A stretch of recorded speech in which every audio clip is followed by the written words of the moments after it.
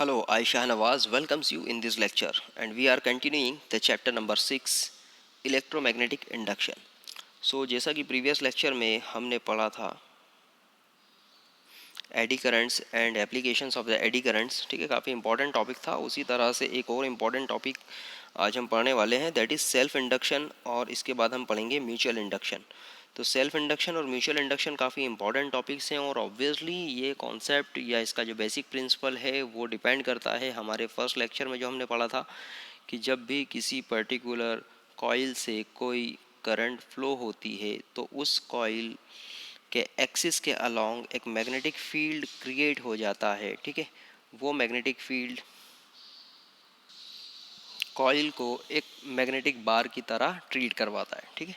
That's the one concept and the another concept is this कि जब किसी coil से कोई करंट फ्लो होता है, जब भी किसी कॉइल से कोई करंट फ्लो होता है, सो उस कॉइल में एक ईएमएफ इंड्यूस हो जाता है, ठीक है। उस कॉइल में एक ईएमएफ इंड्यूस हो जाता है। Suppose let us consider this particular coil. आप देख सकते हैं यहाँ पर एक कॉइल है, ठीक है।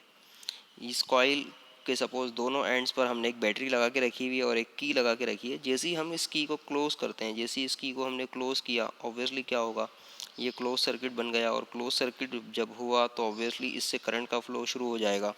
करंट का फ्लो शुरू हो जाएगा बैटरी के पॉजिटिव टर्मिनल से नेगेटिव टर्मिनल की तरफ इस डायरेक्शन में, और यहाँ से करंट फ्लो होगा इस तरह से क्लॉकवाइज डायरेक्शन में, आप देख सकते हैं। इस कॉइल से जब करंट फ्लो होगा तो इस कॉइल के अलोंग एक ईएमएफ इंड्यूस हो जाएगा, जिसे हम सपोज स्मॉल ई से रिप्रेजेंट करेंगे। यहाँ पर एक ईएमएफ इंड्यूस हो जाएगा, ठीक है।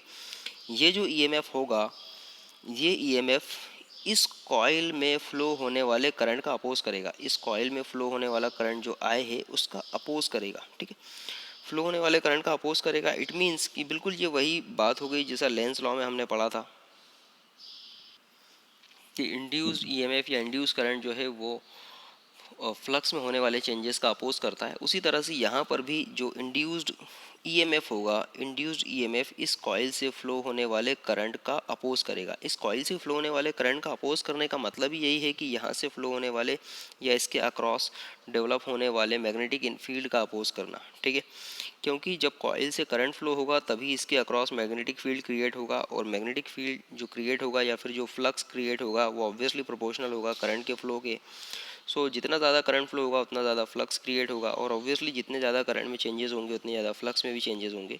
तो यहाँ पर सिंपली हम यही कहेंगे ओनली कि जब भी किसी पर्टिकुलर सोलेनाइड से या किसी कॉइल से अगर कोई करंट फ्लो हो रहा होगा तो इसके अक्रॉस एक ईएमएफ इंड्यूस हो जाएगा, और ये ईएमएफ इस कॉइल से फ्लो होने वाले करंट का अपोज करेगा। और जब एक पर्टिकुलर टाइम पीरियड के बाद यहाँ से करंट की वैल्यू स्टडी हो जाएगी, इट मीन्स कि एक पर्टिकुलर टाइम के बाद जब करंट पहले तो धीरे धीरे राइज होगा, जैसे ही हमने स्विच ऑन किया करंट धीरे धीरे राइज होगा, और ऑब्वियसली यहाँ पर एक अपोजिशन वो फील करेगा due to the induced EMF. और एक पर्टिकुलर टाइम इंटरवल के बाद जब करंट की वैल्यू बिल्कुल कांस्टेंट हो जाएगी, ठीक है, करंट की वैल्यू कांस्टेंट हो जाएगी, इसके बाद इसमें किसी तरह का कोई अपोजिशन नहीं होगा।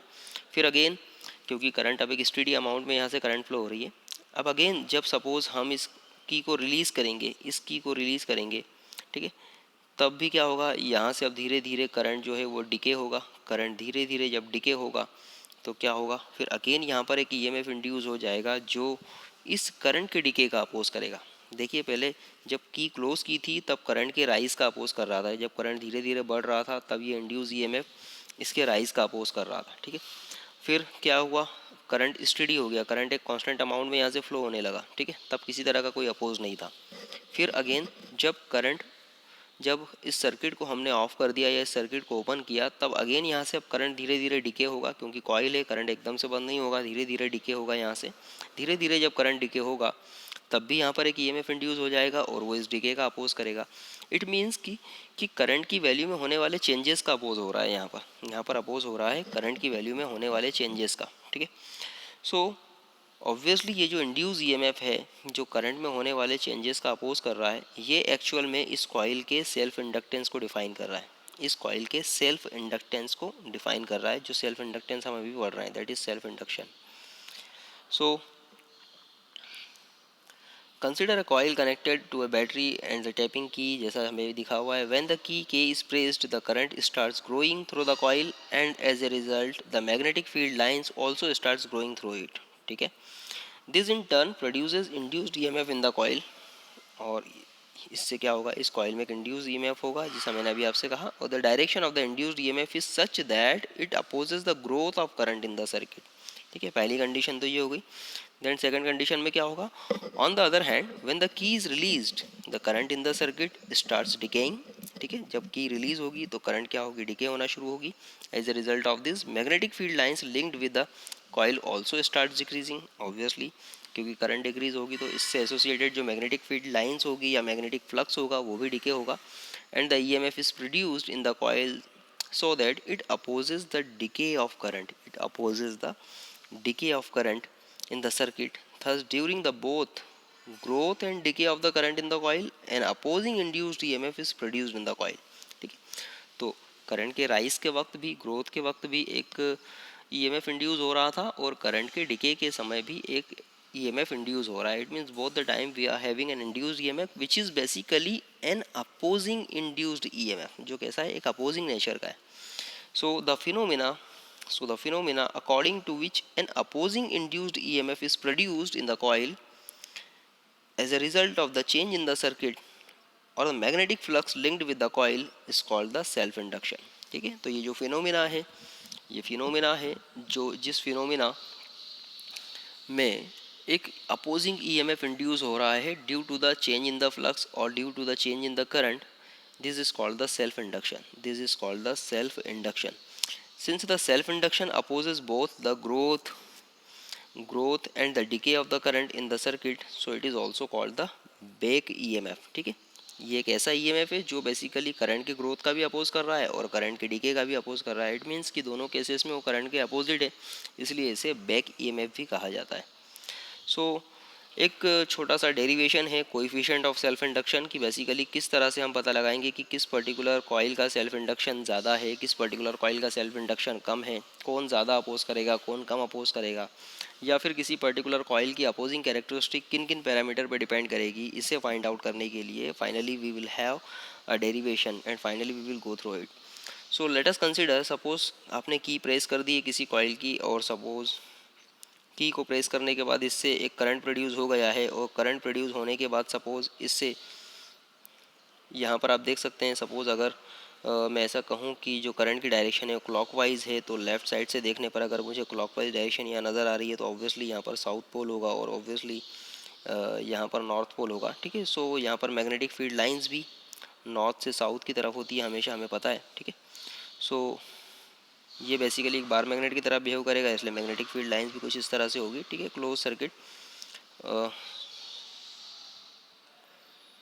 सो ये मैग्नेटिक फील्ड लाइंस मैंने बना दी, सिंगल एक लाइन बनाई हुई अभी सिर्फ समझाने के लिए आपको। सो फाइनली यहाँ पर सपोज ये जो मैग्नेटिक फ्लक्स है, इस मैग्नेटिक फ्लक्स को या magnetic field lines per unit area को हम मैग्नेटिक फ्लक्स बोलते हैं। तो सपोज ये मैग्नेटिक फ्लक्स क्या है, फाई, और ऑब्वियसली ये किस पर डिपेंड करेगा, ये आई पर डिपेंड करेगा, करंट पर डिपेंड करेगा। सो यहाँ पर suppose that after the key is pressed the current I flows through the coil at any instant, it is found that the magnetic flux phi linked with the coil। ठीक है, सो ये phi will be proportional to the current flowing, और suppose ये proportionality का symbol हम हटाते हैं तो यहाँ से एक प्रोपोर्शनलिटी कांस्टेंट लग जाता है, दैट इज L, और इस L को ही हम कहते हैं कोएफिशिएंट ऑफ सेल्फ इंडक्शन। ये L क्या है, this L is basically coefficient of self induction या self inductance of the coil, self inductance of the coil. So it depends on the number of turns, ये basically depend करता है number of turns पे। ठीक है, आप देख सकते हैं यहाँ पर ये डिपेंड करेगा number of turns in the coil, इस कॉइल में नंबर ऑफ टर्न्स कितने हैं। ठीक है, नंबर ऑफ टर्न्स अगर सपोज यहाँ पर n है तो हम कह सकते हैं इस डिपेंड करेगा नंबर ऑफ टर्न्स n पर। ये डिपेंड करेगा इस कॉइल के बीच में मीडियम क्या है, permeability of the medium, permeability of the medium, कि ये जो कॉइल है इस कॉइल को किस पर्टिकुलर मटेरियल पे बाउंड किया हुआ है, या इस कॉइल के बीच में कौन सा मीडियम है। ठीक है, सपोज यहाँ पर एक सॉफ्ट आयरन कोर हो सकती थी, या फिर एक इंसुलेटर हो सकता था, या फिर सपोज यहाँ पर एयर ही है सपोज, तो ये क्या है, तो उस वो डिफाइन होगा उसकी परमिएबिलिटी म्यू से। ठीक है, तो mu is a permeability of the medium. और इम्पॉर्टेंट थिंग, इस पर्टिकुलर कॉइल का डायामीटर कितना है, इस कॉइल का डायामीटर कितना है, या फिर हमें सिंपली कहें कि डायामीटर मैं कह दूं, या फिर इस कॉइल का एरिया कह दूं कि क्रॉस सेक्शनल एरिया इस कॉइल का कितना है, ठीक है। So cross sectional area of the coil, number of turns of the coil, और मीडियम या मटेरियल ऑफ द कोर, उसकी परमिएबिलिटी, ठीक है, permeability of the material of the core, उस पर डिपेंड करेगा बेसिकली इंडक्टेंस एल, ठीक है, एल, या सेल्फ इंडक्टेंस एल, या coefficient of self induction of the coil, जो आप कहना चाहें। सो ये बेसिकली पैरामीटर्स होंगे जिस पे एल डिपेंड करेगा। सो लेट अस कंसीडर कि यहाँ पर सपोज करंट की वैल्यू 1 है, सपोज यूनिटी करंट फ्लो हो रही है, सपोज आपने जो बैटरी लगाई हुई है उसकी वजह से कॉइल में फ्लो होने वाली करंट यूनिटी है, सो उस केस में phi will become the L. तो हम कह सकते हैं self induction of the coil is numerically equal to the flux linked with the coil while the unity current flowing through this particular coil, ठीक है। जब किसी कॉइल से यूनिटी करंट फ्लो होगी तो उस कॉइल से लिंक होने वाला जो फ्लक्स होगा वही self inductance of the coil को डिफाइन करेगा। ये पहली डेफिनेशन हो गई self inductance of the coil की। इसे हम और अच्छे से डिफाइन भी कर सकते हैं। So suppose thus E is a induced EMF, obviously coil से करंट फ्लो हो रहा है तो उसके अक्रॉस जो ईएमएफ इंड्यूस हुआ, जो अपोज करेगा करंट के फ्लो का या करंट में होने वाले चेंजेस का, सॉरी नॉट करंट के फ्लो का बल्कि करंट में होने वाले चेंजेस का ही अपोज करेगा। सो यहाँ पर E is a induced EMF है, E is a induced EMF. सो ये भी बेसिकली किस पे डिपेंड करेगा, जितना ज़्यादा करंट में चेंजेस होंगे उतना ज़्यादा ये स्ट्रांग होगा, जितने ज़्यादा करंट में चेंजेस होंगे उतना ज़्यादा ये ईएमएफ भी इतना ज़्यादा अपोजिशन स्ट्रांग होगा, और जितना ज़्यादा करंट में चेंजेस होंगे उतना ज़्यादा फ्लक्स में भी चेंजेस होंगे, ठीक है। सो फाइनली हम कह सकते हैं if E is induced EMF produce in the coil due to the self inductance at any instant when the rate of change of magnetic flux is d phi by d t, ठीक है। अगर rate of change of magnetic flux d phi by d t है तो obviously E will become the E is equals to d phi by d t, ये हमने पहले भी पढ़ा हुआ है। ई जो इंड्यूस ई एम एफ होगा वो बेसिकली फ्लक्स में होने वाले चेंजेस के प्रोपोर्शनल होगा। So E is equal to d phi by d t. और इसके आगे देखो नेगेटिव सिंबल लगा है, ये नेगेटिव सिंबल हमें ये बता रहा है कि बेसिकली ये कैसा है, एक अपोजिंग नेचर का इंड्यूस ई एम एफ है। इंड्यूस ई एम एफ जो है वो अपोजिंग नेचर का है। सो यहाँ पर फाई की वैल्यू ऑलरेडी अभी हमने कैलकुलेट की, phi is basically L into i, तो हम यहाँ पर फाई की जगह एल इंटू आई पुटअप कर सकते हैं। यहाँ से एल जो है उसको कांस्टेंट है इसलिए बाहर निकाल लिया, सो डिफरेंशिएशन के बाहर आ गया ये, और फाइनली बचा E is equal to minus L d I by d t. तो यहाँ पर हमारे पास इंड्यूस ई एम एफ का एक इंपॉर्टेंट फार्मूला आ गया है, E is equals to minus L d I by d t. अब इस पर्टिकुलर इक्वेशन से भी हम इन सेल्फ इंडक्शन एल की डेफिनेशन शो कर सकते हैं। किस तरह से कि सपोज अगर d I by d t की वैल्यू 1 हो जाए, D I by d t की वैल्यू का 1 होने का मतलब है कि अगर किसी कॉइल में चेंजेस होने वाले करंट की वैल्यू 1 हो जाए, अगर कॉइल में जो करंट चेंजेस की वैल्यू अगर कैसी हो जाए, यूनिटी हो जाए, या rate of flow of current या rate of change of current की वैल्यू अगर यूनिटी हो जाए, if d I by d t is the rate of change of the current in the coil at any instant, the negative sign shows that the opposing nature of the induced EMF considering the magnitude only, ठीक है। So if d I by d t की value अगर 1 हो जाए सो E will become the L, ठीक है। तो अभी हम यहाँ पर क्या कर रहे हैं, यहाँ पर निगेटिव साइन को थोड़ा सा हम एक तरफ कर देते हैं, क्योंकि निगेटिव साइन जो सिर्फ और सिर्फ एक अपोजिंग नेचर को यहाँ पर डिफाइन कर रहा है, और इसलिए हमने यहाँ पर नेगेटिव साइन को थोड़ी देर के लिए एलिमिनेट कर दिया, नेगलेक्ट कर दिया। तो क्या बचा, only E is equal to L d I by d t, हमने वही कंसिडर किया। और यहाँ पर भी अगर d I by d t की वैल्यू 1 हो जाए जैसा अभी हम कंसिडर कर रहे हैं, सो उस केस में भी हो जाएगा एल इज इक्वल टू ई।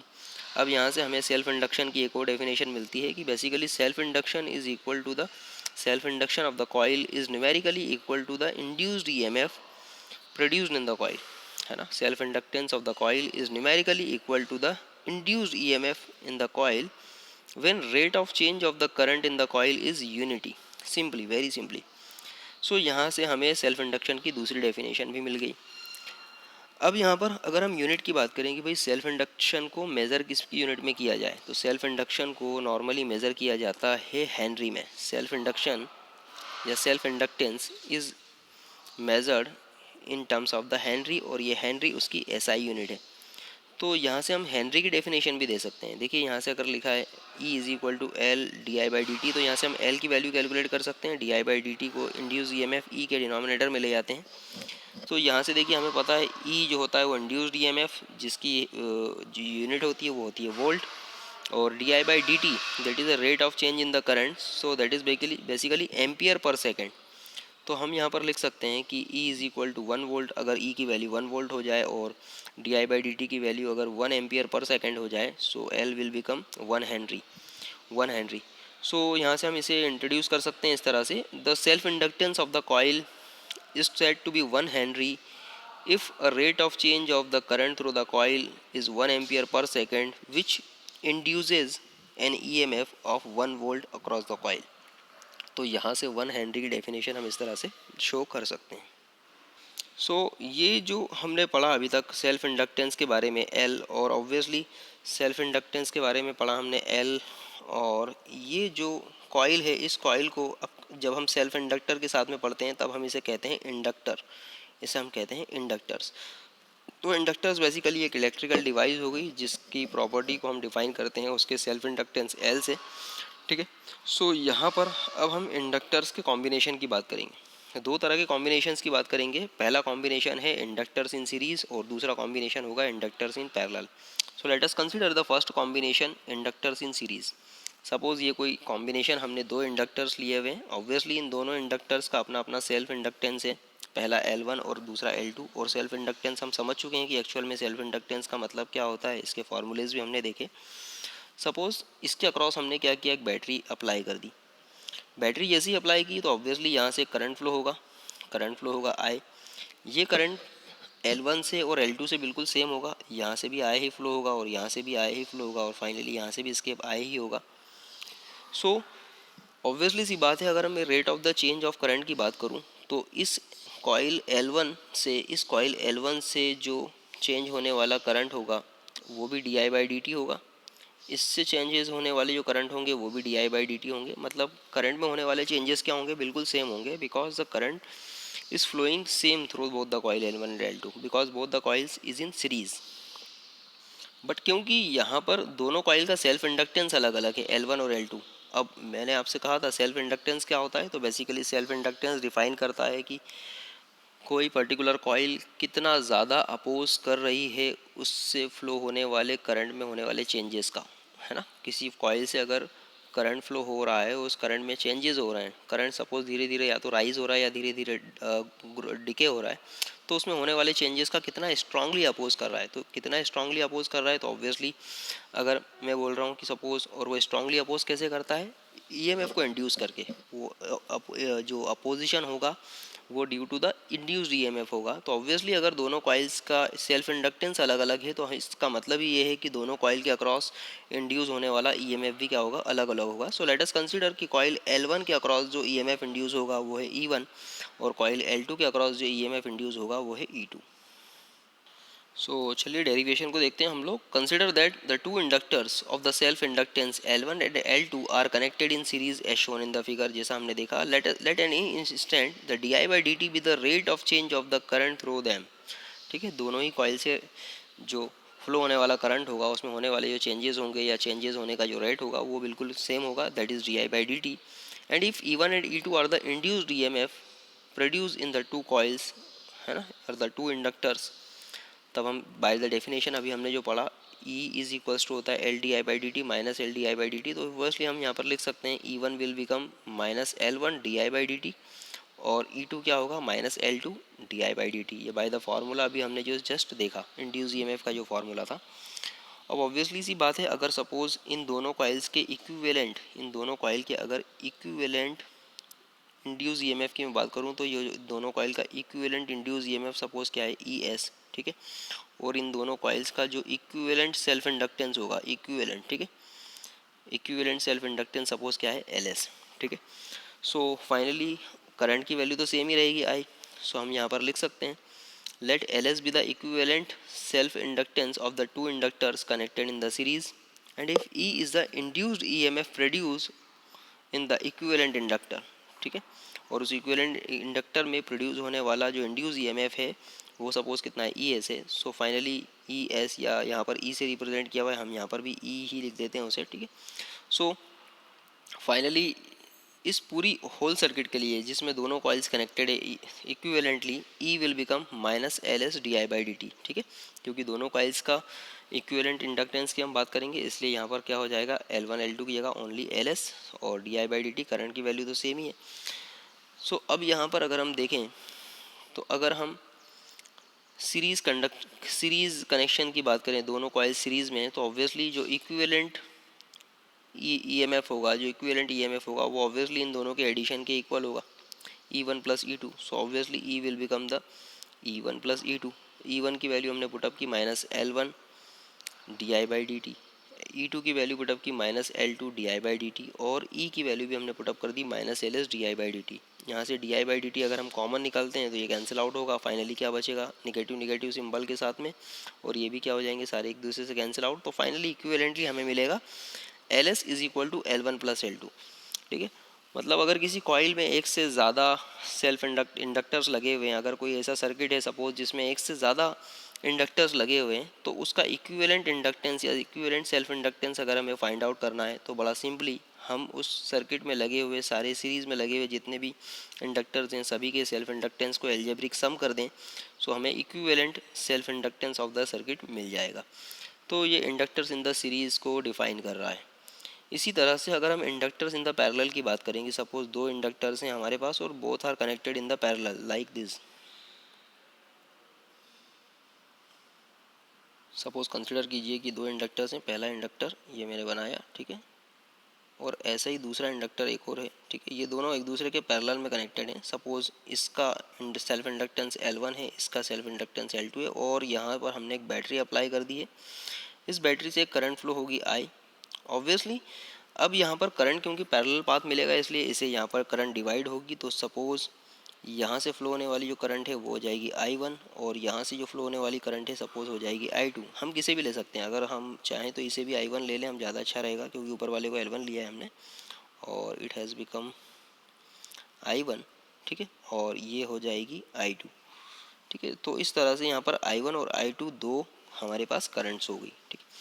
ये दोनों करंट जब फ्लो होगी ऑब्वियसली इस पॉइंट पर आएगी जब दोनों मिलकर I1 यहाँ से I2 यहाँ से, ऑब्वियसली जब यहाँ पर इस पॉइंट पर ये मिलेगी तो यहाँ से टोटल करंट अगेन हो जाएगी I। सो यहाँ से हम कह सकते हैं कि I is basically equal to I1 plus I2। यहाँ से एक कॉन्सेप्ट तो हमें मिल गया क्योंकि दोनों इंडक्टर्स जो हैं वो पैरेलल में कनेक्टेड हैं, सो ऑब्वियसली इसके अक्रॉस जो करंट होगी वो डिस्ट्रीब्यूट होगी, और फाइनली जो टोटल सम होगा ऑफ द करंट, जो करंट जहाँ से इमर्ज हो रही है उसकी जो वैल्यू होगी वो sum of the current of all the branches होगा I1 प्लस I2। सपोज़ यहाँ पर जो हमने EMF अप्लाई कर रखा है E, ठीक है, EMF E अप्लाई कर रखा है, तो पैरेलल ब्रांचेस के अक्रॉस जो EMF होता है वो हमेशा कांस्टेंट होता है, तो ऑब्वियसली यहाँ पर L1 के अक्रॉस भी EMF जो होगा वो कांस्टेंट होगा E, और L2 के अक्रॉस जो EMF होगा वो भी क्या होगा कांस्टेंट होगा E।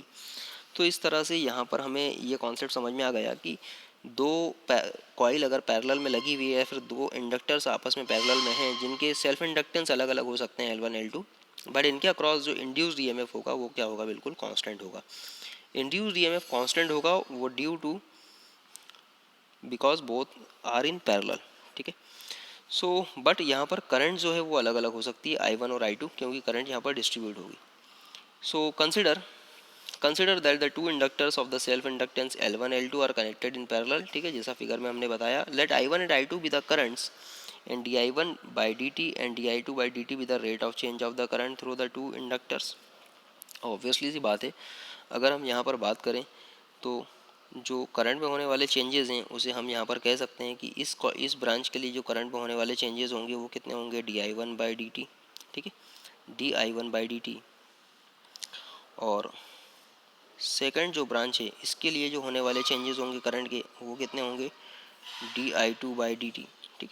तो दोनों ब्रांचेस के लिए जो करंट में होने वाले चेंजेस होंगे वो क्या होंगे डिफरेंट होंगे क्योंकि दोनों ब्रांच में फ्लो होने वाली करंट जो है वो अलग अलग है। Since the two inductors are connected in parallel the induced EMF produce in them will be same. जैसा मैंने आपसे कहा कि दोनों पैरेलल में हैं इसलिए इनके अक्रॉस जो इंड्यूस होने वाला EMF होगा वो कांस्टेंट होगा, that is E। If E is induced EMF produce in each coil each inductor then we can say E is equal to minus L1 di1 by dt, ठीक है। पहले वाले कॉइल के लिए जो इंड्यूस ईएमएफ होगा ई, वो क्या होगा -L1 di1/dt, और दूसरी कॉइल के लिए होगा E is equal to -L2 di2/dt। तो ये फाइनली दोनों कॉइल्स के लिए इंड्यूस्ड ईएमएफ का फार्मूला हमारे पास आ चुका है। अब ऑब्वियसली सी बात है, यहाँ से हम di1/dt और di2/dt की वैल्यू कैलकुलेट करें तो यहाँ से L1 को हम डिनोमिनेटर में ले गए ई के, और यहाँ से L2 को डिनोमिनेटर ले गए ई के। सो फाइनली di1/di2 के हमें यहाँ पर इक्वेशंस मिल गई है। और अभी हमने जस्ट देखा, क्योंकि यहाँ पर करंट जो होगी, जो टोटल करंट जो होगी, वो जो दोनों ब्रांचेस में फ्लो होने वाली करंट के समीशन के बराबर होगी, इसलिए I इज इक्वल टू होगा I1 + I2। अब इस इक्वेशन को अगर हम डिफरेंशिएट कर दें विद रिस्पेक्ट टू t, तो क्या हो जाएगा di/dt equals to di1/dt plus di2/dt। अब यहाँ से di1/dt और di2/dt की वैल्यू अभी हमने कैलकुलेट की, ठीक है। हम देख सकते हैं यहाँ पर -E/L1 और -E/L2। सो यहाँ पर हम पुटअप कर सकते हैं di1/dt की जगह -E/L1 और di2/dt की जगह -E/L2। यहाँ से अगर हम देखें तो di/dt का फॉर्मूला क्या होगा, तो ऑब्वियसली यहाँ से अगर हम कह रहे हैं कि दोनों जो हमारे इंडक्टर्स हैं, इन दोनों इंडक्टर्स का इक्विवेलेंट इंडक्टेंस, इन दोनों इंडक्टर्स का इक्विवेलेंट इंडक्टेंस अगर क्या है LP है, ठीक है। सो फाइनली हम लिख सकते हैं E is equal to -LP di/dt, ठीक है। यहाँ से हमें इक्विवेलेंट EMF का E का जो फार्मूला मिल सकता है वो होगा -LP di/dt। अब यहाँ पर I क्या होगा, टोटल करंट की बात होगी, क्योंकि इक्विवेलेंट इंडक्टेंस की बात हो रही है पूरे सर्किट के। सो ये हो जाएगा -LP di/dt। सो फाइनली हम यहाँ पर di/dt भी कैलकुलेट कर सकते हैं, that has become E -LP। तो यहाँ से di/dt की जगह हम पुटअप करेंगे E -E/LP। सो ये इक्वेशन हो जाएगी -E/LP equal to -E/L1 -E/L2। यहाँ से E कांस्टेंट है, इसलिए हमने इसे कॉमन निकाल लिया यहाँ से बाहर, और ये एक दूसरे से कैंसिल आउट होगा। फाइनली माइनस सिंबल भी कैंसिल आउट होगा, तो क्या बचेगा 1/L1 1/LP is equal to 1/L1 + 1/L2। तो ये दो इंडक्टर्स अगर पैरेलल में होंगे तो उनका इक्विवेलेंट इंडक्टर्स किस तरह का होगा, बिल्कुल इस तरह से जो आपको इक्वेशन में नज़र आ रहा है। तो इस फॉर्मूले का यूज़ करके हम equivalent inductance of the circuit calculate कर सकते हैं when there are the number of inductors are connected in parallel. अब देखिए, हमने बड़ी सिंपल सी बात की, हमने ये कहा कि जब किसी कॉइल से कोई करंट फ्लो होता है तो उसके अक्रॉस एक ईएमएफ इंड्यूस हो जाता है, और ईएमएफ इंड्यूस हो जाता है जो उस कॉइल में फ्लो होने वाले करंट के चेंजेस का अपोज करता है। फिर मैंने आपसे ये भी कहा कि एक वक्त के बाद जो करंट जो है वो स्टेडी हो जाएगा, कांस्टेंट हो जाएगा। मतलब करंट तो धीरे धीरे राइज हो ही रहा था, ठीक है, और वो राइज हो गया, स्टेडी लेवल पर पहुँच गया। तो जो अपोजिशन था ईएमएफ का, वो कहीं ना कहीं अपनी एक एनर्जी कंज्यूम कर रहा था। जो ईएमएफ इंड्यूस हुआ था, जो अपोज कर रहा था करंट में फ्लो होने वाले चेंजेस का, वो कैसे अपोज कर रहा था, वो अपोज करते वक्त अपनी एनर्जी तो कंज्यूम कर रहा होगा, ठीक है। और वो एनर्जी उसे कहाँ से मिल रही थी, तो ऑब्वियसली वो एनर्जी उसे मिल रही थी इंड्यूस्ड मैग्नेटिक फील्ड की वजह से। जब करंट फ्लो हो रहा था किसी कॉइल से, तो उस कॉइल से फ्लो होने वाले करंट की वजह से उसके अक्रॉस एक मैग्नेटिक फील्ड भी इंड्यूस हुआ था, या मैग्नेटिक फ्लक्स लिंक हुआ था उसके साथ में, ठीक है। वो मैग्नेटिक फ्लक्स ही मैग्नेटिक इंड्यूस्ड ईएमएफ को एनर्जी प्रोवाइड कर रहा था, ताकि वो अपोज कर सके किसका, अपोज कर सके करंट में होने वाले चेंजेस का, ठीक है। तो इस एनर्जी को भी हमें कैलकुलेट करना पड़ेगा, और ये एनर्जी एक तरह से क्या होती है, स्टोर्ड होती है उस इंडक्टर में एनर्जी स्टोर्ड होती है। सो energy stored in the inductor की बात हम कर रहे हैं बेसिकली इस पर्टिकुलर टॉपिक में। So consider the source of the EMF connected to an inductor L, जैसा अभी तक हमने पढ़ा है। यहाँ पर सपोज कोई कॉइल है हमारे पास, और सपोज इससे फ्लो होने वाला जो करंट है वो है I, ठीक है। करंट I फ्लो हो रहा है इस पर्टिकुलर कॉइल से। इस कॉइल का इंडक्टेंस सपोज L है, और इम्पॉर्टेंट थिंग कि इसके अक्रॉस जो प्रोड्यूस होने वाला या इंड्यूस होने वाला जो ईएमएफ है दैट इज़ E, ठीक है। ये E इसके अक्रॉस इंड्यूस ईएमएफ है। ऑब्वियसली सी बात है, इस कॉइल के अक्रॉस एक मैग्नेटिक फ्लक्स भी होगा। उस मैग्नेटिक फ्लक्स की वैल्यू हम कह रहे हैं यहाँ पर वो कितनी है, phi is a magnetic flux linked with the coil, ठीक है। इस कॉइल से मैग्नेटिक फ्लक्स लिंक होगा, आप समझ सकते हैं, हम दिखा चुके हैं उसको कई बार। So consider that the source of EMF is connected to an inductor L. So as the current starts growing, an induced EMF is set up in the conductor, and the induced EMF then opposes the growth of current through it. जैसा हमने हमेशा पढ़ा है कि जब भी कोई current grow होगी पर्टिकुलर कॉइल से या इंडक्टर से, तो वहाँ पर एक EMF इंड्यूस हो जाएगा जो इसमें ग्रो होने का चेंजेस का अपोज करेगा। The source of the EMF has to spend the energy in sending the current through the circuit against the induced EMF, है द सोर्स ऑफ ईएमएफ, जो हमने सोर्स ऑफ ईएमएफ लगाया हुआ है यहाँ पर, ठीक है, source of EMF this one, ठीक है। So source of EMF has to spend energy in sending the current through the circuit against the induced EMF, ठीक है। अब क्योंकि यहाँ पर ईएमएफ इंड्यूस हो गया है और ईएमएफ जो है वो अपोज कर रहा है इस करंट में होने वाले चेंजेस का, तो भाई ये जो ईएमएफ हमने लगाया हुआ है सोर्स ईएमएफ, ये इस करंट को एनर्जी प्रोवाइड करेगा, एनर्जी प्रोवाइड करेगा। एनर्जी क्यों प्रोवाइड करेगा? ताकि वो इस इंड्यूस ईएमएफ के साथ में कॉम्पीट कर सके और अपनी वैल्यू को बढ़ा सके, कंटिन्यूसली अपोजिशन के बाद भी अपनी वैल्यू को बढ़ा सके। तो यहाँ से जो ईएमएफ है, ठीक है, जो इन हमने जो सोर्स लगाया हुआ है सोर्स ईएमएफ, ठीक है, ई एस में बोल देता हूँ उसे, वो क्या करेगा, इस करंट आई को कंटिन्यूसली एनर्जी प्रोवाइड करेगा, एनर्जी प्रोवाइड करेगा ताकि वो इस इंड्यूस ईएमएफ के साथ में कॉम्पीट कर सकें और अपनी वैल्यू को राइज कर सके स्टेडी लेवल तक। सो the energy spent by the source of EMF is stored in the inductor in the form of the magnetic field, ठीक है। तो ये जो energy spent by the source of the EMF is stored in the form of the magnetic field in the inductor, ठीक है। इस inductor में जो मैग्नेटिक फील्ड क्रिएट होगा या फिर इससे जो मैग्नेटिक फ्लक्स लिंक होगा वो इस मैग्नेटिक फील्ड के फॉर्म में एनर्जी स्टोर रहेगी, जो इस आई को कंटिन्यूसली बूस्टअप करेगी इस इंड्यूस ईएमएफ के साथ में कॉम्पीट करने के लिए, ठीक है। सो फाइनली हम ऐसा कह सकते हैं कि यहाँ पर जो एनर्जी का ट्रांजैक्शन होगा वो थ्रू मैग्नेटिक फील्ड होगा, या सिंपली हम ऐसा कहें कि जो एनर्जी प्रोवाइड करेगा या फिर एनर्जी जो हमें शो होगी वो in the form of magnetic field होगी यहाँ पर। अब initially at t equal to zero the current in the inductor is zero, suppose at time t equal to zero, जैसे हमने स्विच ऑन किया था तब time t equal to zero पर सपोज करंट की वैल्यू कितनी थी, यहाँ पर ज़ीरो थी, आई की वैल्यू ज़ीरो थी। फिर धीरे धीरे करंट राइज हुई और time t equal to t पर करंट की वैल्यू कितनी हो गई, सपोज आई हो गई, ठीक है।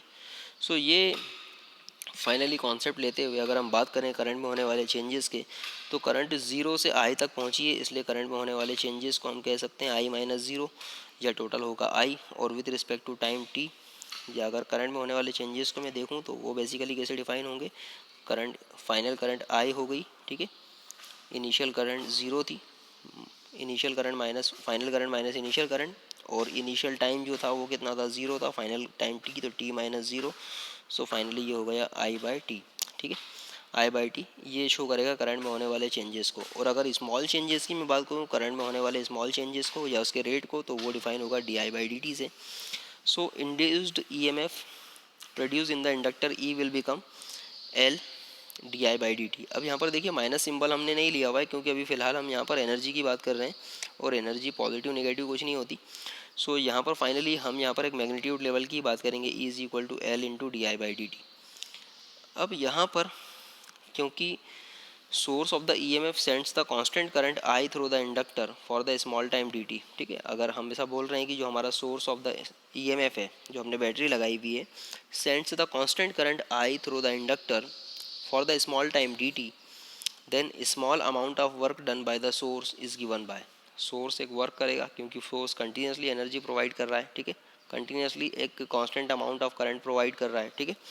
और उस कांस्टेंट अमाउंट ऑफ करंट को प्रोवाइड करने के लिए यहाँ पर उसे एक वर्क करना पड़ेगा। तो सपोज उस वर्क को हम डिफाइन कर रहे हैं डी डब्ल्यू से, स्मॉल अमाउंट ऑफ वर्क, क्योंकि हम लोग जो वर्क कैलकुलेट कर रहे हैं वो स्मॉल टाइम डी टी के लिए कैलकुलेट कर रहे हैं, इसलिए ये हो जाएगा डी डब्ल्यू is equals to E I d t. E I d t ये हमारे पास वर्क का फॉर्मूला है, induced EMF multiplied by the current multiplied by the time interval, ठीक है। तो E into I into d t ये फार्मूला हो गया हमारे पास। और फाइनली यहाँ से ई की जो वैल्यू है, अभी हमने ई का फार्मूला देखा, E is equal to L into d I by d t. So we can put here instead of E L into d I by d t multiplied by I d t.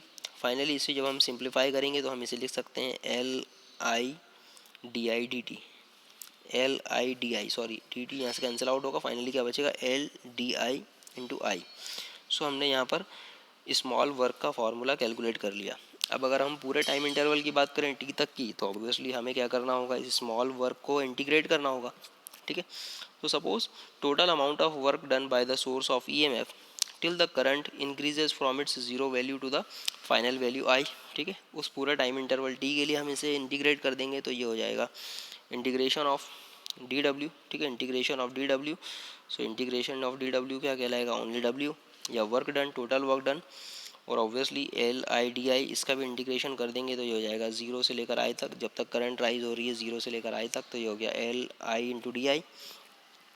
अब यहाँ से L तो constant है इसलिए इसे हम integration से बाहर ले आए, क्या बचेगा आई इंटू डी एल, क्योंकि वेरी करंट ही हो रहा है इसलिए करंट को ही वेरी करेंगे। अब आई का integration with respect to d i क्या होगा, i square by two into by the formula of integration, और इसकी लिमिट्स हमने पुटअप कर दी, lower limit 0 upper limit i. जब लिमिट्स को हम पुटअप करेंगे तो हमें क्या मिलेगा, एल अपनी जगह एज इट इज़ है, यहाँ पर मिलेगा आई स्क्वायर बाई टू, तो आई स्क्वायर बाई टू, और फाइनली जब हम इसे सॉल्व करेंगे तो ये मिलेगा मुझे हाफ एल आई स्क्वायर। तो ये फॉर्मूला हो गया वर्क डन का, total work done. Total work done जो ईएमएफ, जो सोर्स ईएमएफ वर्क कर रहा है करंट को बूस्टअप करने के लिए ताकि वो कॉम्पीट कर सके इंड्यूस्ड ईएमएफ के साथ में, so W is become the half L I square, ठीक है। और यही वर्क बेसिकली किसे डिफाइन करेगा, एनर्जी को डिफाइन करेगा, energy stored in the magnetic field को डिफाइन करेगा। So this work done by the source EMF in building up the current from the 0 to the I value stored inside in the inductor in the form of the energy. Therefore energy stored in the conductor will become U is equals to half Li square। तो यही work done क्या define करेगा, energy को define करेगा, U is equals to half Li square। तो ये हो गया energy stored in the inductor का फार्मूला। सो काफ़ी इंपॉर्टेंट फार्मूला है ये।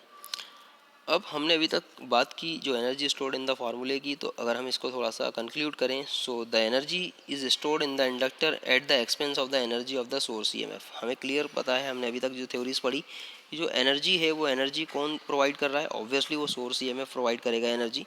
सो energy stored in the inductor, है ना, at the expense of the energy of the source of the EMF.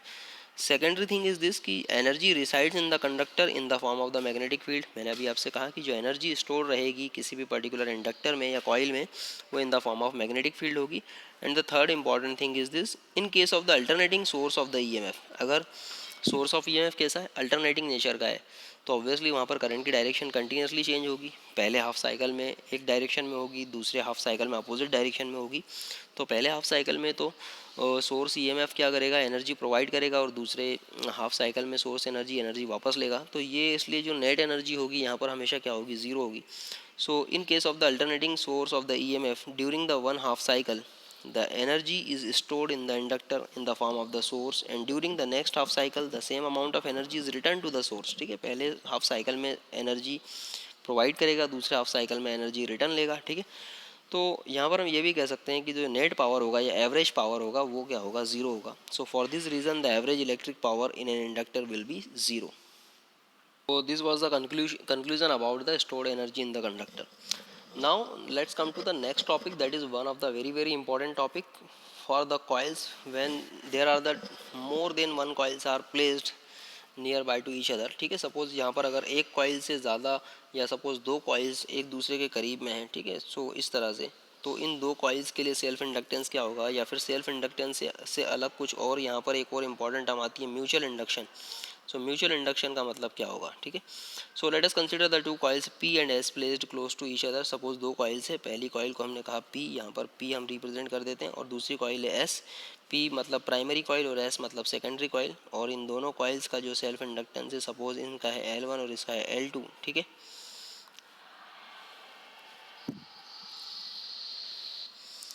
So a battery is connected and the tapping key is connected to the coil P while the galvanometer is connected across the S coil। ठीक है, यहाँ पर हमने S secondary coil के across galvanometer लगा दिया है, जबकि प्राइमरी कॉइल के अक्रॉस बैटरी और की लगा दी है।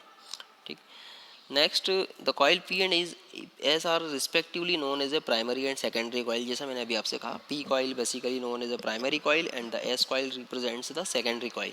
As soon as the key is pressed, the current in the P coil starts growing. As the current grows, the magnetic flux starts building up, and with the coil P and due to the self induction, an induced EMF is produced in it. The induced EMF opposes the growth of current in the P coil. Since the S coil is placed close to the P coil, the magnetic flux also starts building up with the S coil, and hence the induced EMF is produced in the S coil also. This induced EMF in the S coil also opposes the growth of current in the P coil। ठीक है, बिल्कुल वही theory जो अभी just हमने पढ़ी। जब भी पर्टिकुलर इस P coil के अंदर क्योंकि बैटरी कनेक्टेड है इस पी कॉइल से, जब भी सपोज हम बैटरी के साथ कनेक्टेड इस की को क्लोज करेंगे तो ऑब्वियसली यहाँ से करंट फ्लो होगी, ये करंट धीरे धीरे इस पर्टिकुलर कॉइल में राइज होगी, ठीक है, धीरे धीरे राइज होगी। जब ये धीरे धीरे राइज होगी तो इसके अक्रॉस एक मैग्नेटिक फील्ड भी क्रिएट होगा और ऑब्वियसली इसके अक्रॉस एक ईएमएफ इंड्यूस होगा, ठीक है, एक ईएमएफ इंड्यूस होगा जो क्या करेगा, इस करंट के ग्रोथ का अपोज करेगा, वही कॉन्सेप्ट। लेकिन यहाँ पर जो मैग्नेटिक फील्ड इंड्यूस हुआ है वो मैग्नेटिक फील्ड जो है वो लिंक होगा इस सेकेंडरी कॉइल से भी, मैग्नेटिक फील्ड लिंक्स होगा इस सेकेंडरी कॉइल से भी, और ये सेकेंडरी कॉइल से जब मैग्नेटिक फील्ड लिंक होगा, ठीक है, सो मैग्नेटिक फील्ड लिंक होने की वजह से इस पर्टिकुलर कॉइल में भी क्या होगा, एक ईएमएफ इंड्यूस हो जाएगा, एक ईएमएफ इंड्यूस होगा, और ये ईएमएफ भी इस प्राइमरी कॉइल से फ्लो होने वाले करंट का या इस प्राइमरी कॉइल्स में फ्लो होने वाले करंट में होने वाले चेंजेस का अपोज करेगा, ठीक है। तो यहाँ पर क्या हुआ, जब प्राइमरी कॉइल पी में कोई करंट आई फ्लो हो रहा था तो इसके अक्रॉस एक ईएमएफ इंड्यूस हुआ, एक मैग्नेटिक फील्ड क्रिएट हुआ इसके अराउंड। ऑब्वियसली ये मैग्नेटिक फ्लक्स या मैग्नेटिक फील्ड क्या होगा, सेकेंडरी कॉइल से भी लिंक होगा। जब प्राइमरी कॉइल के साथ में करंट फ्लो हो रहा था तो यहाँ पर एक ईएमएफ इंड्यूस हुआ जो इस करंट में होने वाले चेंजेस आई का अपोज करेगा। सेकेंडरी कॉइल से जो मैग्नेटिक फ्लक्स लिंक हुआ है वो भी क्या करेगा, इस कॉइल में एक ईएमएफ इंड्यूस कर देगा जो प्राइमरी कॉइल पी में फ्लो होने वाले करंट आई का अपोज करेगा। मतलब यहाँ पर सेकेंडरी कॉइल में इंड्यूस होने वाला ईएमएफ और प्राइमरी कॉइल में इंड्यूस होने वाला ईएमएफ, ये दोनों प्राइमरी कॉइल से फ्लो होने वाले करंट आई में होने वाले चेंजेस का अपोज करेंगे। सो ये तो हो गया जब करंट राइज हो रहा था। इसी तरह से सपोज अगर आप की को क्लोज कर दें, ओपन कर दें, अभी की को अब ओपन कर दिया वापस, तो फिर से क्या हुआ, the similarly when the key is released, the induced EMF is produced in the primary coil as well as the secondary coil. The sign of the induced EMF produced in this case will be opposite to the product of produced when the key is pressed, ठीक है। अब suppose वही same theory कि अगर suppose आपने की को open किया तो अगेन यहाँ पर एक ईएमएफ इंड्यूस होगा, जो ईएमएफ प्राइमरी कॉइल और सेकेंडरी कॉइल दोनों में होगा, और ऑब्वियसली वो इस बार भी क्या करेगा, इस आई में होने वाले चेंजेस का अपोज करेगा। अब यहाँ पर आई डीके हो रहा है, उसका अपोज करेगा, इसलिए यहाँ पर जो इंड्यूस ईएमएफ है उसकी पोलरिटी क्या हो जाएगी, अपोजिट पहले के comparison. So thus during both the growth and decay of the current in the primary coil, opposing induced EMF is produced in the secondary coil, ठीक है। मतलब यहाँ पर एक चीज़ इंपॉर्टेंट जो अभी हमने देखी कि चाहे करंट राइज हो रहा था या करंट डिके हो रहा था, दोनों ही केसेस में यहाँ पर एक opposing induced EMF secondary coil में भी प्रोड्यूस हो गया या सेकेंडरी कॉइल में भी इंड्यूस हो गया है। इसे ही हम कहते हैं mutual inductance. So the phenomena according to which an opposing EMF is produced in a coil as a result of change in the current of the magnetic flux linked with the neighboring coil, है ना, neighbouring coil से flow होने वाली current में होने वाले changes की वजह से या उससे लिंक फ्लक्स में होने वाले चेंजेस की वजह से अगर एक कॉइल में या किसी दूसरी नेबरिंग कॉइल में ईएमएफ इंड्यूस हो रहा है जो उस प्राइमरी कॉइल में फ्लो होने वाले करंट में होने वाले चेंजेस का अपोज कर रहा है, तो इस फिनोमिना को हम कहेंगे म्यूचुअल इंडक्शन।